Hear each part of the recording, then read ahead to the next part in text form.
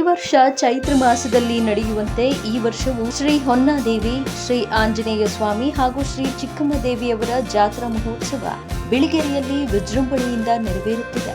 ಮಹಾರಥೋತ್ಸವದ ಅಂಗವಾಗಿ ಗ್ರಾಮವನ್ನು ದೀಪಾಲಂಕಾರ, ಹೂವು ಹಾಗೂ ತೋರಣಗಳಿಂದ ಅಲಂಕರಿಸಲಾಗಿತ್ತು.